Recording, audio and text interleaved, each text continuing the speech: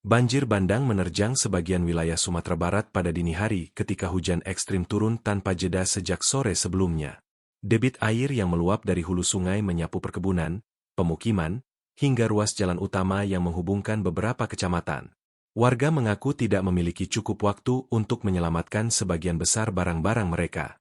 Otoritas daerah segera mengeluarkan peringatan darurat setelah alat pemantau curah hujan menunjukkan lonjakan drastis yang tidak biasa.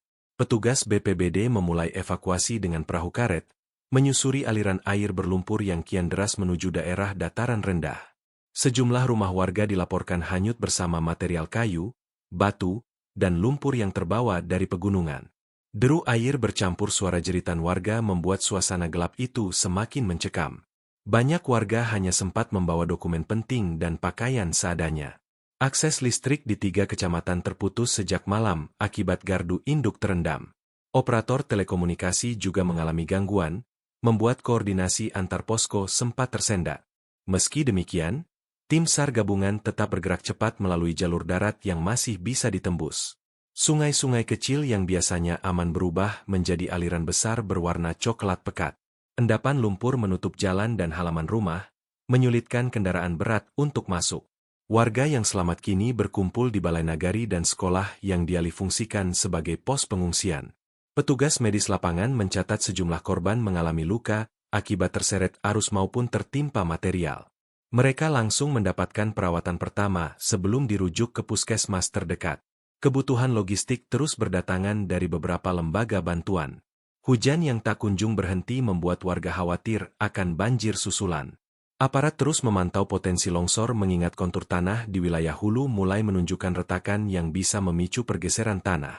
Kepolisian setempat melakukan penyisiran untuk memastikan tidak ada warga yang masih terjebak di rumahnya. Beberapa lokasi terpaksa ditutup total karena aliran air terlalu kuat dan membahayakan tim penyelamat. Sebagian besar pasar tradisional tidak dapat beroperasi karena lapaknya terendam hingga 1 meter. Para pedagang mulai menghitung kerugian karena barang dagangan mereka rusak tak tersisa. Pemerintah daerah berencana membuka dapur umum di beberapa titik strategis. Sejumlah warga menyatakan bahwa banjir kali ini merupakan yang terparah dalam beberapa tahun terakhir. Mereka berharap penanganan dapat berlangsung cepat agar kehidupan bisa segera kembali normal. Hingga pagi ini, petugas terus memutakhirkan data kerusakan sambil menyiapkan langkah pemulihan jangka panjang yang melibatkan berbagai instansi. Hujan deras yang melanda sebagian besar wilayah Sumatera Utara sejak malam sebelumnya juga memicu banjir bandang di beberapa kabupaten. Air meluap dari daerah aliran sungai yang berada dekat pemukiman padat penduduk. Banyak warga yang terbangun karena suara derasnya arus yang menghantam dinding rumah. BPBD Sumatera Utara segera mengerahkan tim penyelamat setelah laporan banjir masuk bertubi-tubi. Beberapa titik akses menuju lokasi terdampak lumpuh akibat genangan air setinggi pinggang orang dewasa. Kondisi ini membuat proses evakuasi harus ditempuh melalui jalur alternatif. Puluhan kendaraan terseret arus ketika parkiran rumah dan ruko terendam mendadak. Jalan raya berubah menjadi sungai kecil yang membawa lumpur dan sampah. Lampu jalan padam dan membuat situasi semakin gelap serta berbahaya. Para relawan bekerja sama dengan pemuda setempat untuk membantu mengamankan lansia dan anak-anak. Mereka mengevakuasi warga ke dataran lebih tinggi sambil membagikan selimut dan makanan siap saji. Banyak warga masih terlihat panik akibat kejadian yang berlangsung begitu cepat. Air yang membanjiri rumah-rumah membuat perabotan rusak parah. Peralatan elektronik tidak terselamatkan karena aliran air datang tanpa peringatan.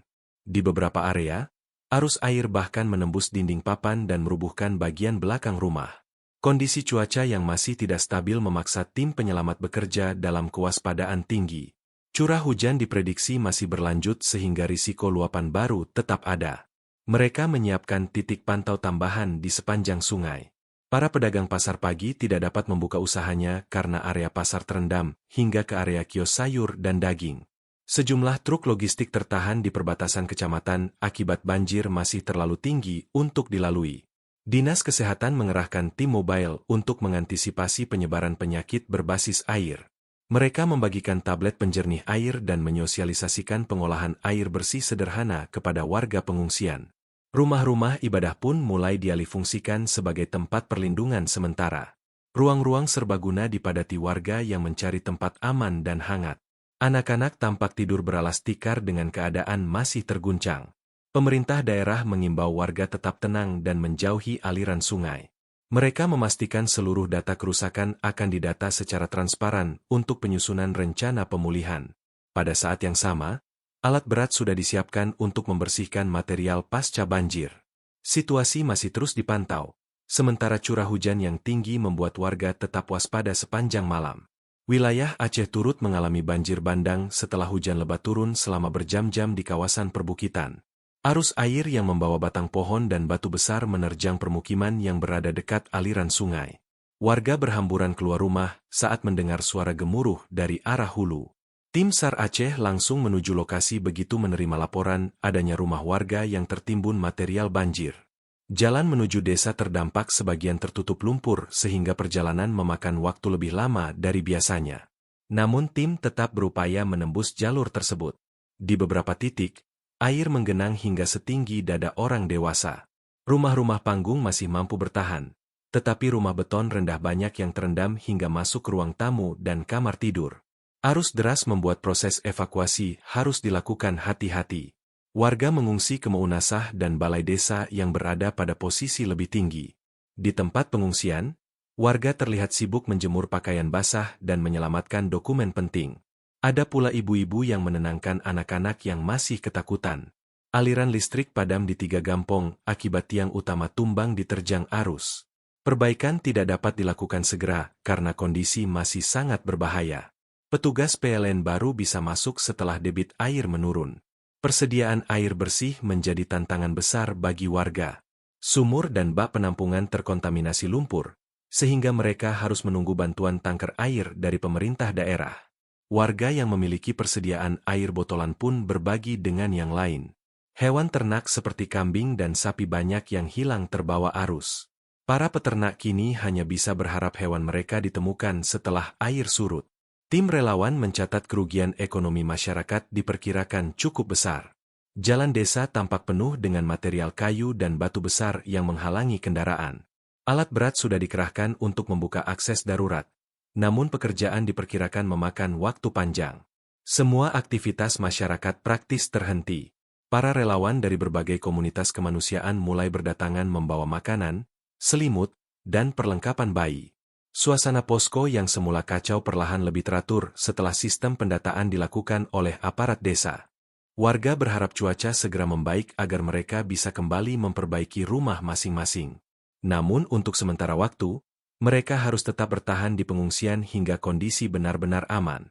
Pemerintah Aceh menegaskan bahwa pemulihan akan dilakukan bertahap. Banjir bandang yang terjadi di 3 wilayah berbeda ini menjadi peringatan keras bahwa perubahan cuaca ekstrim harus dihadapi dengan kesiapsiagaan lebih tinggi di masa mendatang. Gelombang banjir bandang yang hampir bersamaan di Sumbar, Sumut, dan Aceh membuat pemerintah pusat menetapkan status siaga bencana di seluruh kawasan utara dan barat Pulau Sumatera. Koordinasi lintas provinsi mulai dilakukan untuk mempercepat penanganan darurat yang melibatkan ribuan warga terdampak. Tim dari BNPB dan berbagai lembaga nasional telah diterjunkan sejak dini hari menggunakan pesawat dan helikopter. Kementerian Sosial segera menyalurkan bantuan logistik tahap pertama berupa makanan siap saji, tenda gulung, kasur lipat, serta perlengkapan medis darurat. Bantuan ini dikirim ke 3 titik utama sebagai pusat distribusi, yaitu Padang, Medan, dan Banda Aceh, sebelum diteruskan ke desa-desa terdampak menggunakan kendaraan militer. Pemerintah menargetkan bantuan dapat menjangkau seluruh lokasi dalam 24 jam. TNI dan Polri turut mengerahkan personel untuk membantu evakuasi dan memastikan keamanan di daerah yang terisolasi. Helikopter dikerahkan untuk menjangkau desa-desa yang aksesnya tertutup longsor dan material banjir. Beberapa warga harus dievakuasi melalui udara, karena tidak ada jalur lain yang aman untuk dilalui. Kementerian PUPR mengirim tim teknik untuk memeriksa kondisi jembatan, tanggul sungai, dan aliran irigasi yang rusak akibat terjangan material dari hulu. Beberapa jembatan gantung yang menjadi akses vital antar desa dilaporkan putus dan harus diperbaiki sementara agar distribusi logistik tidak terhambat. Tim konstruksi sementara menunggu cuaca membaik sebelum memulai perbaikan besar. Cuaca ekstrim yang dipengaruhi tekanan rendah di Samudra Hindia disebut menjadi salah satu pemicu terjadinya hujan dengan intensitas tinggi di wilayah barat Sumatera. Badan Meteorologi memperingatkan bahwa potensi hujan deras masih dapat terjadi dalam 2 hingga 3 hari ke depan. Masyarakat diminta meningkatkan kewaspadaan terutama di wilayah pegunungan dan bantaran sungai. Di sisi lain, banyak warga yang mulai kesulitan mendapatkan bahan bakar karena distribusi tersendat akibat sejumlah jalur transportasi terputus. Stasiun pengisian di beberapa kabupaten terpaksa membatasi pembelian agar stok tetap bertahan. Ojek dan transportasi lokal menjadi sangat terbatas karena kondisi jalan belum memungkinkan. Sekolah-sekolah di beberapa daerah terdampak memutuskan menghentikan aktivitas sementara. Banyak gedung sekolah digunakan sebagai posko pengungsian sehingga proses belajar dialihkan menjadi sistem darurat sambil menunggu kondisi pulih. Guru-guru turut membantu para pengungsi mengatur tenda dan membagi makanan. Relawan dari berbagai daerah di Sumatera dan Jawa mulai berdatangan membawa bantuan tambahan. Mereka membentuk posko terpadu untuk memastikan alur distribusi berjalan merata. Para relawan medis juga disebar ke titik-titik pengungsian untuk melakukan pemeriksaan kesehatan dan memberikan obat-obatan dasar. Pemerintah daerah menghimbau warga tidak kembali ke rumah masing-masing hingga situasi dinyatakan benar-benar aman. Beberapa wilayah masih berisiko mengalami banjir susulan karena kondisi tanah yang jenuh air. Petugas memantau secara ketat potensi longsor terutama di daerah perbukitan yang retakannya makin melebar. Sementara itu, warga yang tinggal di dekat aliran sungai mengamati naik turunnya debit air sepanjang malam. Mereka berharap tidak terjadi luapan baru yang dapat memperburuk kondisi yang sudah parah. Banyak dari mereka belum bisa memikirkan pemulihan karena fokus utama adalah memastikan keselamatan keluarga. Secara keseluruhan, pemerintah menegaskan bahwa intensitas bencana tahun ini menunjukkan perlunya perencanaan mitigasi lebih kuat, termasuk penataan ulang wilayah rawan banjir dan peningkatan sistem peringatan dini. Semua langkah penanganan jangka cepat dan menengah saat ini sedang digerakkan untuk meminimalkan dampak yang lebih besar. Memasuki hari kedua pasca banjir bandang, fokus penanganan mulai beralih ke pemulihan awal di 3 provinsi terdampak. Tim gabungan melakukan pembersihan material yang menutup jalan, saluran irigasi, serta pekarangan rumah warga. Lumpur setebal betis membuat proses pembersihan berlangsung lambat, namun alat berat terus bekerja sejak pagi hingga menjelang malam. Di sejumlah desa, warga mulai kembali untuk memeriksa kondisi rumah mereka meski belum diperbolehkan menetap. Banyak rumah yang rusak berat, dinding jebol, perabot hancur, dan atap terangkat akibat dorongan arus kuat. Warga hanya bisa membawa barang-barang yang masih tersisa sebelum kembali ke lokasi pengungsian. Pemerintah daerah menyiapkan bantuan perawatan sementara bagi warga yang mengalami trauma dan kehilangan harta benda. Relawan psikososial memberikan pendampingan kepada anak-anak dan lanjut usia yang menunjukkan tanda-tanda ketakutan setelah mengalami malam penuh kepanikan.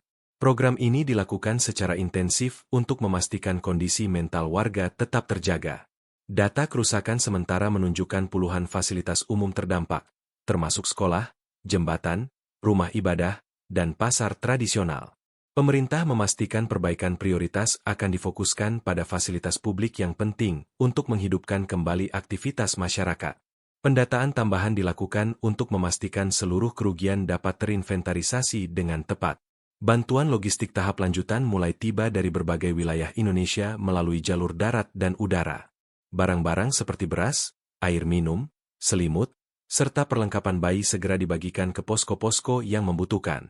Distribusi dilakukan melalui sistem antrean teratur agar tidak terjadi penumpukan di satu titik. Sementara itu, tim kesehatan mencatat munculnya beberapa kasus penyakit kulit dan gangguan pernapasan akibat lingkungan yang lembab dan penuh lumpur. Warga diminta tetap menjaga kebersihan diri meskipun fasilitas mandi cuci kakus masih terbatas. Puskesmas keliling terus berpatroli untuk memastikan setiap warga menerima penanganan yang memadai. Sebagian petani di wilayah terdampak mulai mengkhawatirkan masa tanam mereka yang terganggu akibat sawah terendam dan rusak. Pemerintah berencana menyalurkan bantuan benih serta peralatan pertanian untuk mendukung pemulihan ekonomi jangka pendek. Langkah ini diharapkan membantu warga kembali produktif setelah kondisi stabil.